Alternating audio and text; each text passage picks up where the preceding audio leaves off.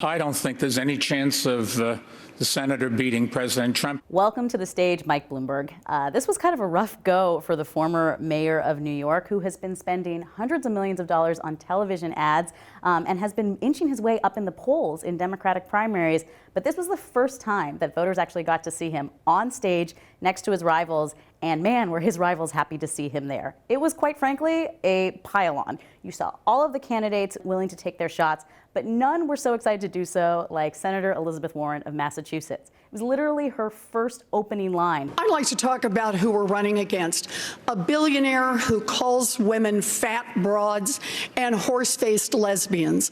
And no, I'm not talking about Donald Trump. I'm talking about Mayor Bloomberg. And then she kept going. In fact, in one heated exchange, she went after Bloomberg for refusing to release from non-disclosure agreements former employers of his company who would accuse either him or his business of gender discrimination or sexual harassment at work. If they wish now to speak out and tell their side of the story about what it is they allege, that's now okay with you? You're releasing them on television tonight? Senator? No. Is that right?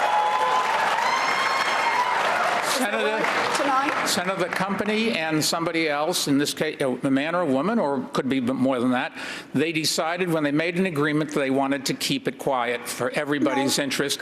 They signed the agreements, and that's what we're going to live with. I'm sorry. No, the question is, are the women bound by being muzzled by you? Biden was ready to tear into all different parts about Bloomberg's record, including stop and frisk, the controversial policing program that Bloomberg oversaw as mayor of New York that disproportionately targeted young men of color. The reason the stop and frisk changed is because Barack Obama sent moderators to see what was going on. When we sent them there to say this practice has to stop, the mayor thought it was a terrible idea we send them there. A terrible idea.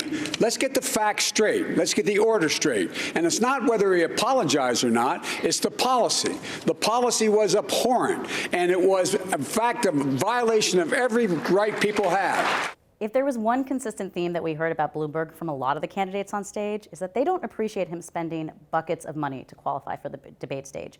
Folks like Bernie Sanders and Pete Buttigieg hammered him for trying to buy the election by spending so much money on television ads.